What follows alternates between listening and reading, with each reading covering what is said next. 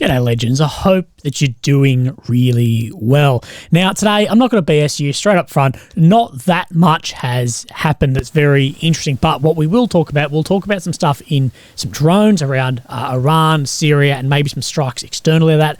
We'll look at some new photographs we have of some areas in Ukraine just to look at how damaging that an artillery war like this is. Now, don't get me wrong, there's a lot of fighting going on, you know, shooting at each other, tank battles, whatever. But when we look at the casualties and destruction, it's 75% or over is from artillery. The front line, as stagnant as it is at the moment, is relying on that medium to long-range artillery pieces, what is unbelievably deadly, both in a direct aspect of hitting a target, your cluster munitions, your rockets, your multi-launch systems, your HIMARS, all of that as well. We're going to look at some deep fakes, some bots and whatever too. So I always say to try and get some exercise, get some time in on the weights, running, whatever, because I really let myself go and I regret the hell out of it. And your life being overweight sucks compared to your life being at a good weight. And I'm still nowhere near where I want to be. But I did film myself this morning and I was like, holy shit, I have lost a fair bit of weight. And I think I'm about 7 or 8 kilos down since starting where I wanted. So I want to drop down to about 80. So I've still got a fair way to go, but I'm getting stronger, whatever. So make sure you look after your physical health as well, especially if you're really diving into the internet and this sort of stuff. It can be fairly wearing on you. At least I find it wearing, seeing some of the horrific just shit online that you see. Now, something I do want to talk about, and we're not going to go on it too long because I just don't know if this is real or fake, but fired and then seemingly rehired spokesperson for the territorial defence, being Sarah Ashton-Cirillo, is definitely going through the wars online at the moment. Now, a video has come out said to be prank callers on her who have got her to admit some things online, but there is some aspect that is thrown in that maybe this could be a deep fake. So we don't really know. So Sarah claims that it was a deep fake, and I don't know enough about AIs to actually tell. So let's have a look at what was actually then said. So we have a few videos here. These are just the same, just rebranded here. Did you hear about the case with English I should say, so of course all this has been picked up by all the Russian channels and like Sputnik Russian media and whatever. So it's being used as massive propaganda there. Who was killed by his partner. So what do you think about that? I think that we have a lot of foreign fighters, sir. As I said about your daughter, when you were asking about putting within English-speaking group or an international group, I think we have a terrible problem with most foreign fighters here because they are just a step above mercenaries. And they come here because all they know is warfare. And while I defend them in public, in private, I know many of them have very far right leanings. So there's some Nazi groups, and I reported this. I also know that many of them are doing this because they have no lives outside of in their own countries. And so we have security risks. And more importantly, we have morale and psychological issues because foreign soldiers are here for the money, most of them. And those people are going to be the ones that are willing to engage in drugs, willing to engage in fundraising where they're putting the money in their own pockets. And it's something we have to be very careful about. It did not surprise me. So there's a few things in this. Of course, they're talking about the incidents where there has been soldiers tortured and killed in Ukraine as well, and that we haven't seen any justice actually come for that yet. Hopefully we will, but we haven't seen any of that yet. That saying in this, at least deepfake, whatever it is, we're not sure if it's real or fake yet. And Sarah hasn't helped themselves over the deleting a post that they put up either, defending this. So we don't really know. But we know that the guys going to fight in Ukraine, they're not making any money, but every single one of them basically that I've talked to, 90% of them are not getting paid off Ukraine, have never actually seen a cent of money. That is a fucking huge problem right there. But debunks that they're going there for the money. Where the money is, where the real money is being a soldier in Ukraine is funding online, getting your PayPal, buy me a coffee, whatever they use. Those And to be honest, the guys I see fundraising the most are absolutely doing the least amount of work. But I do know go to heaps of work getting nothing because, well, the guys who are really doing stuff or have really done stuff aren't the sort of guys also who will be online, you know, with photos and whatever. Most of the guys online with the photos and fucking around, most of them are sitting in Kyiv somewhere drinking fucking whiskeys. Realistically, like I always say, be very, very careful of where you donate your money to. Make sure if you're going to give money to anyone, it doesn't matter if it's cancer charity, soldiers, whatever, make sure it's actually somewhat legit. There's lots of scammers out there. Now, this is then what Sarah put on Instagram and Twitter, but then deleted it off Twitter almost instantly. But it's still up on Instagram as I checked just before from this. Now, this is what they've said. On the same day that UN investigators have found that Russian propagandists are in fact complicit in calling for and carrying out the genocide of the Ukrainian people, the propagandists themselves have stooped to a new low.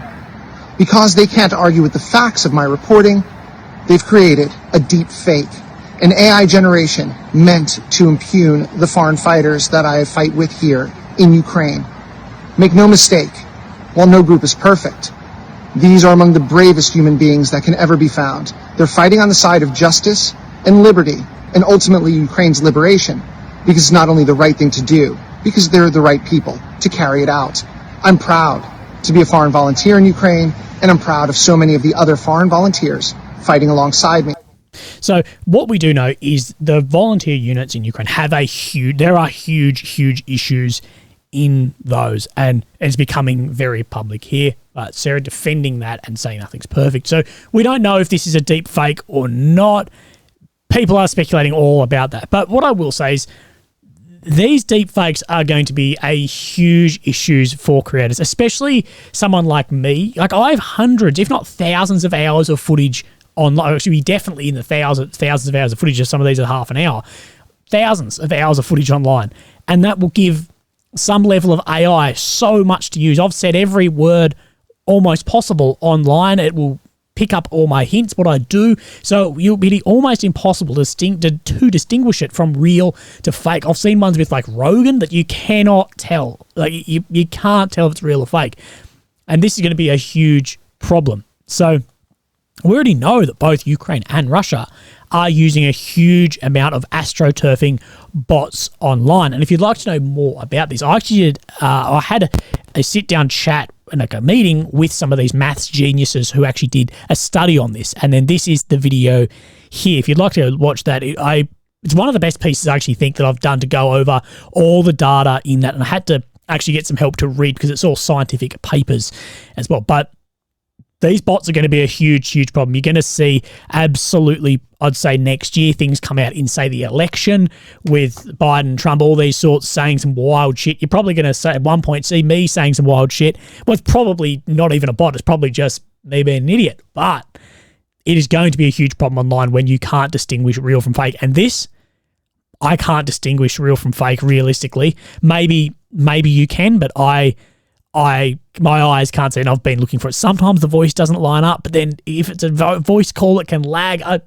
just don't bloody know. But if you can tell if this is real or fake, I'd be very, very interested. Now, also, a 47-page document has been submitted to the G7 from Ukraine showing how Western components are being found in drones that are striking Ukrainian territory from Russia. Now, let's go over this because it was an exclusive from The Guardian. So, Iranian kamikaze drones used in the latest attacks on Ukrainian cities are filled with European components, according to a secret document sent by Kyiv to its Western allies.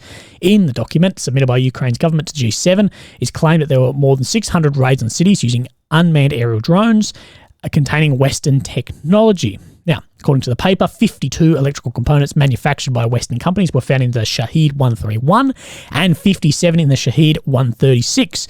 And these are, of course, the flight radiuses of them.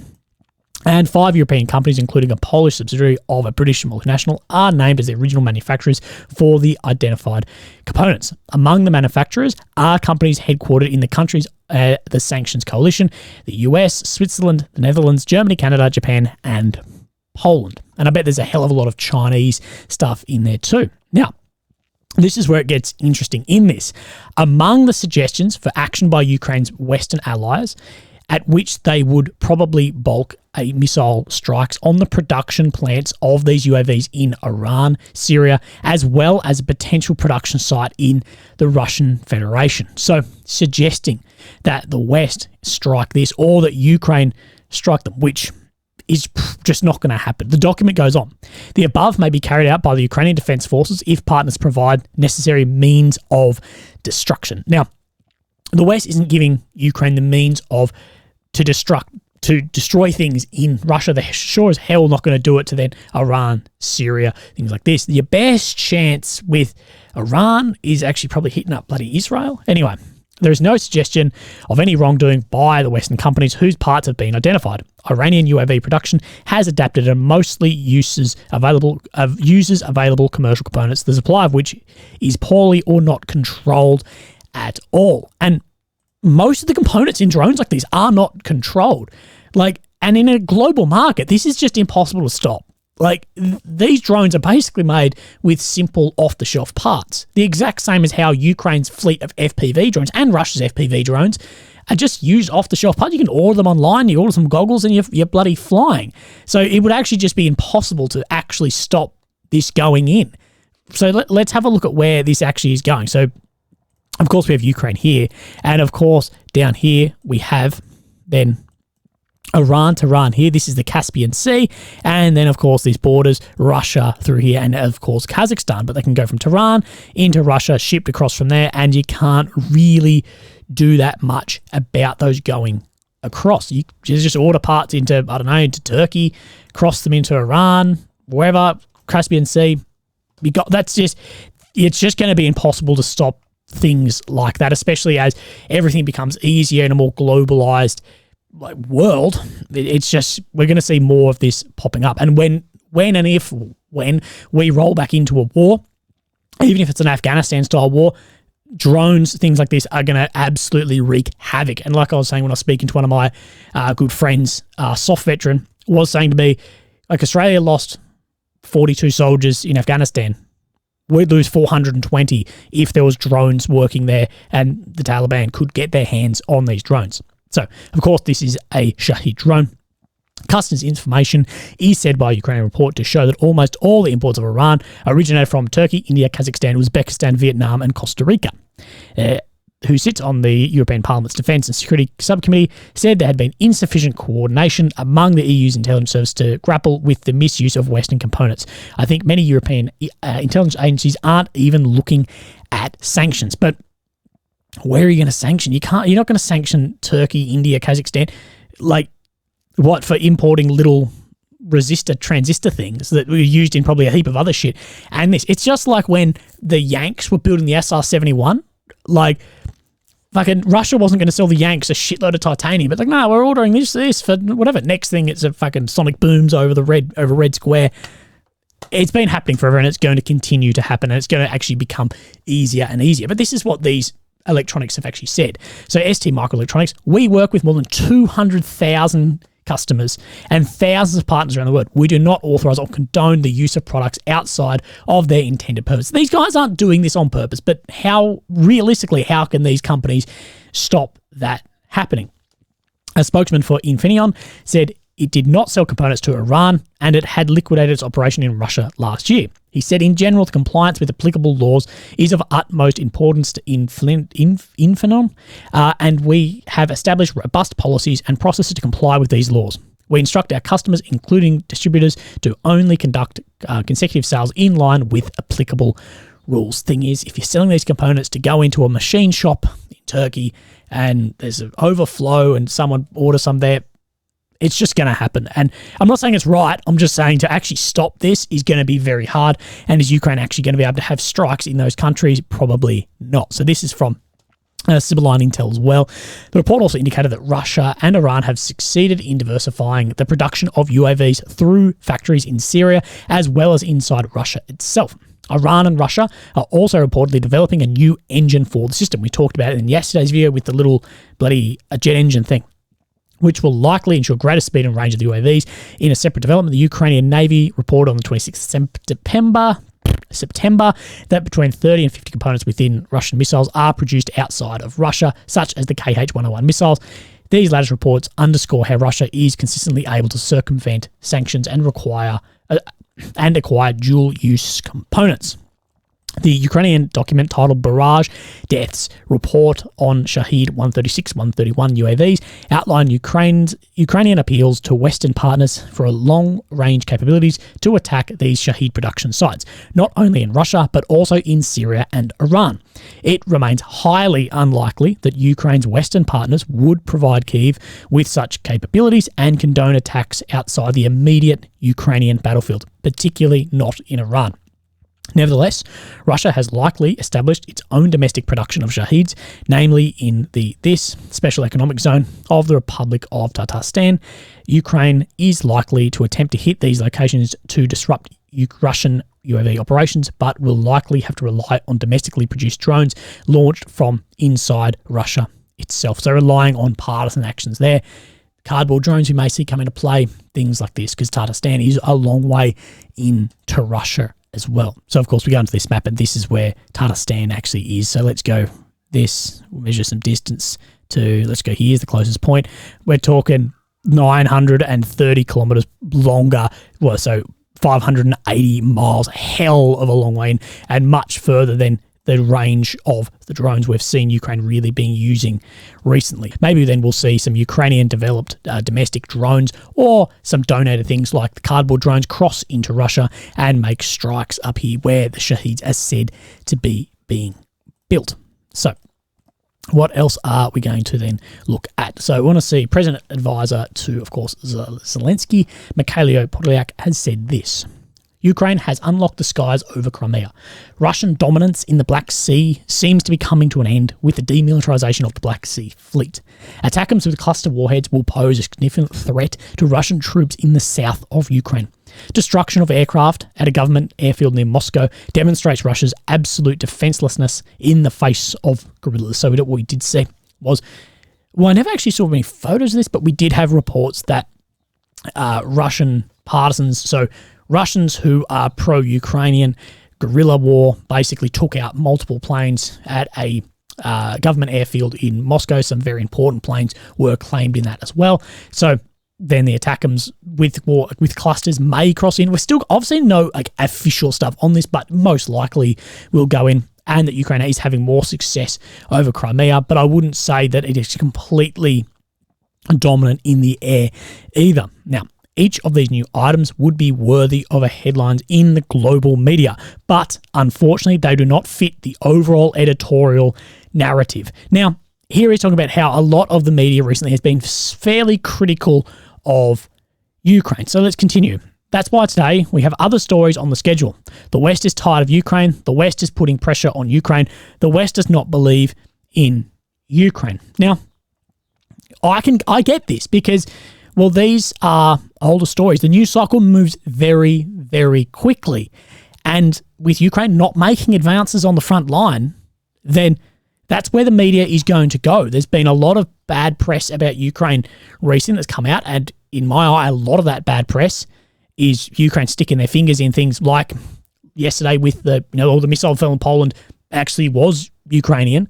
So that's just where it is. But the media, the overall narrative of the mainstream media has been overwhelmingly 99% pro-Ukrainian, backing Ukraine, whatever, and it's just been a slight shift, I think, in the last week, as it's been such a slow news week, to pick up on some little bits and pieces that have been happening. And of course, there's been a lot happening in US politics that doesn't really help that, with some of the Republicans in there as well. So that's just going to be the media cycle. But, it's realistic. If people are feeling a bit like, where is this going? I get that. If people look at a map and don't look further into, I guess, military strategy and go on, hang on, we've been told about this great offensive and it's made this and it needed to make this, I get where people start throwing some shade and some doubt. And the media is just a reflection of the wider community. Now, meanwhile, Ukraine defenders continue to grind down Russian troops defending democracy and freedom,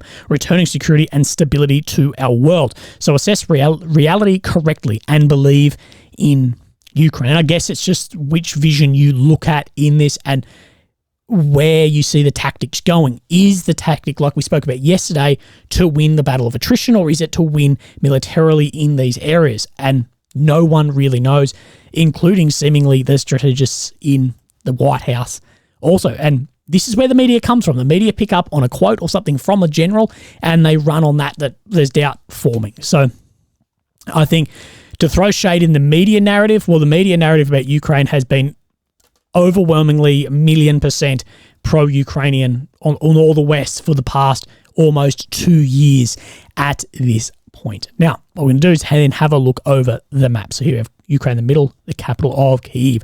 Red areas occupied since 22 and the purple since 14. Now we've got Crimea, Donetsk and Luhansk.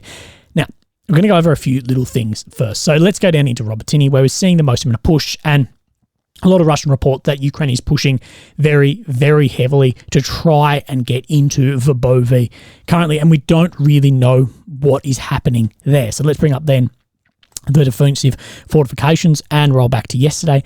And today you can see that Ukraine has crossed grey zone further into these first and second parts of the Surovikin line here in some areas, and continue to make a little bit more gain around this area in grey zone. Remember, the grey zone is just expanding the fight of what no one actually controls in there, but still moving very, very slow, as there's a lot of resistance in this area. But we do know there are a lot of attacks in here. So let's have a look over some of the maps and see what then they are saying. So this is what then ISW said. The Russian and occupation authorities continue efforts to strengthen ground lines of communication, the GLOCs, connecting occupied southern Ukraine with Russia.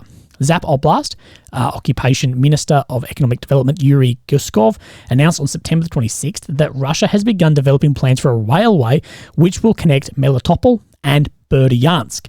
So let's have a look at this and where this could then affect. So we have Berdyansk down here and then Melitopol here. So what they want to build, so this is the railway here, and there's the highway through here. So they want to connect a railway between Berdyansk and Melitopol here. Now, this would be a problem because this railway is in range of the really heavy artillery, rocket-based artillery. This road currently is not, unless ATACMS were to go in. But a railway here, of course, is a much more efficient form of transport. We know Russia, Soviet Union loved railway systems. That's why the railway system throughout Ukraine and Russia are very reliable. It's an ex-Soviet bloody thing. But that could be an issue through there to supply more aid across, of course, into the south, into Kherson. As we know, supplying in here, that is the big problem. But it's still going to be a long way off, even if that does get committed to then happening. So let's have a look at what the ISW said today and have a look at the maps. The deployment of elements of the 42nd Motorized Rifle Division as far back as Tokmak, so Russian deployment, suggests that elements of the same Russian formations and units defending at forward positions in West Zap are holding positions, likely in smaller numbers and subsequent defensive layers. So that the same division is holding areas back as far as Tokmak all the way up into the front, so suggesting that it's more thinly dispersed soldiers there, but we're not 100% sure where that is, because you look at the pro-Ukrainian accounts saying that this was the most heavily defended line that existed, but then the Russian accounts will say no, it's actually the ones further back in here in the minefields and whatever. And we also have a Ukrainian colonel, whatever one, saying that the problem isn't really defensive lines, it's between the tree lines, the amount of mining and sighted in guns and artillery. But as we can see, Ukraine has made a small advance near Novopolrivka here and still pushing to the east near Verbove as well. So what we're going to do next is then, we're actually going to look at this first. So as I spoke about, pushing near Verbove here. So Verbove, that Ukraine has made a small bit of ground, but into this defensive layer there. Now let's look at what then the intel update is. Since mid-September 23, Russia has highly likely committed elements of its new 25th CAA to action for the first time. The formation started moving into Ukraine from late August 23. We know Russia raised this to have more soldiers on the front line purely for the defense works positions from there to free up more guys on the front line. Now, mostly in the northeast. Units from the 25th Combined Arms Army Manoeuvre Components, the 67th and the 164th, are reported to be fighting on the front in a sector west of Severodonetsk and Kremenar, along the border between Donetsk and Luhansk Oblast. Since the start of the invasion, Russia has only rarely maintained an uncommitted army-sized grouping, which could potentially form the basis of a new offensive thrust, with 25 CA apparently being deployed piecemeal to reinforce the overstretched line. A concerted new Russian offensive is less likely over the coming weeks. And I don't think many offensives are that likely over the coming weeks, as it's going to then run into winter. How much ground could you actually take before it gets muddy from there? I just don't think we're going to see any real Russian push, like major offensive push. I think they're just, one, I don't know if they actually can do it, but secondly, I think they're just going to hold back in defense and sort of wear down from there and try and wear down the assaulting Ukrainian force. So let's then have a move across the map. So we've seen nothing around Rozhny, a place where we did see so much push in the beginning. That's really just stalled out there. Now we're going to come down into Mariinka. Now we do see that Ukraine did manage to get, we zoom in just to the south of Mariinka, and then we go back to yesterday. Russia held this little spire, and that Ukraine has at least pushed them just back into then that tree line there. But we're going to push it doesn't show it on Deep State. And then we're going to push then into Bakhmut, as there has been some interesting updates here, I guess. So we see just this, that push across Andrivka there, that Ukraine has pushed then across the train line there, making more ground, but no other real shift there. But let's go on to this map, Daily Ukraine Map Update, and we do see some interesting stuff. So where we did see that push was the south of Andrivka there. So confirms that Ukraine has pushed then across the train line. But up to the north of Klishkivka, we see this, that Russia did make back some ground here, pushed out from Bakhmut as well, what is very interesting. Now, let's have a look here. Now, this confirms up to then the north of Bakhmut that Ukraine made a small bit of ground here near Orakhovka-Vasilivka. So, of course, that is up in here, that it's saying that Ukraine made a little bit of ground, what would just be in this location here down from that highway there.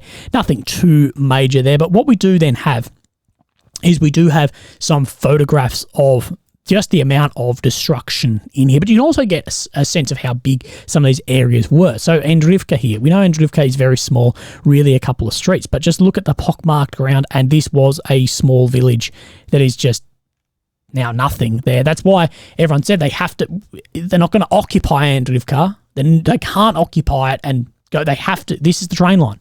That's it. That's the only cover. They have to just continue moving through, because you can't occupy these areas. It's trench to trench or bloody shell scrape to shell scrape from there. And of course, we have some photos of Bakhmut and just the level of destruction here as well, that every building has been very badly destroyed.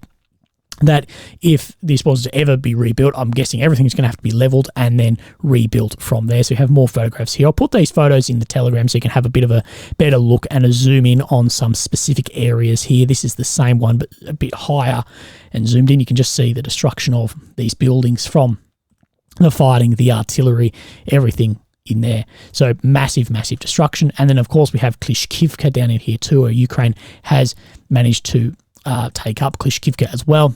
And just the level of destruction in here, same as you can't really occupy this. You need to really continue the fight through, and just the hellscape these guys are fighting in these areas. Now, we do have an update as well here from the ISW about Wagner Group being back in Bakhmut. So Ukrainian and Russian confirmations of some former Wagner Group personnel deploying to the Bakhmut area indicate that Wagner Group is struggling to cohesively reform around new leadership, of course, after the plane went down. A Russian meal blogger claimed on September the 26th that the appointment of new overall Wagner commander triggered an exodus of Wagner personnel to the Russian Ministry of Defense. Ukrainian Eastern Group Forces spokesman Captain Ilya Yevlash confirmed on September 27th that the presence of 500 former Wagner personnel operating in the MOD-related formations in the Bakhmut area, and these personnel were insufficient to change the situation on the battlefield. A Ukrainian drone operator reportedly operating in the Bakhmut area reported that Wagner personnel changed commanders and returned to the Bakhmut area to compensate for ongoing personnel shortages in the area. The piecemeal deployment of former Wagner personnel to any area of the front line is unlikely to generate any significant strategic or localized effects on the battlefield in Ukraine. Now, we did actually see this after Wagner pulled out of Bakhmut very early this year, that they did leave some guys behind to train the regular forces. Wagner is a step above the regular Russian forces, at least the full-time guys, not just like the conscripted guys into Wagner, but these guys have a lot of experience both in Africa, Syria, and Ukraine. That they were more in like that training role, sort of like we were in Afghan. That, you know, we were here to train in the Afghani soldiers. So a lot of what we got was though doing more of that. But we know Wagner has not collapsed. It's still operating massively in Africa, lots of footage of that, but we don't know how that is actually going to go over the next coming months or years. Now, legends, this one was a lot longer than I'd actually hoped it to be. Just me carrying on talking some crap. Anyway, look after yourself. Have a great end to the week, and I'll speak to you soon. Okay, thanks. Bye-bye.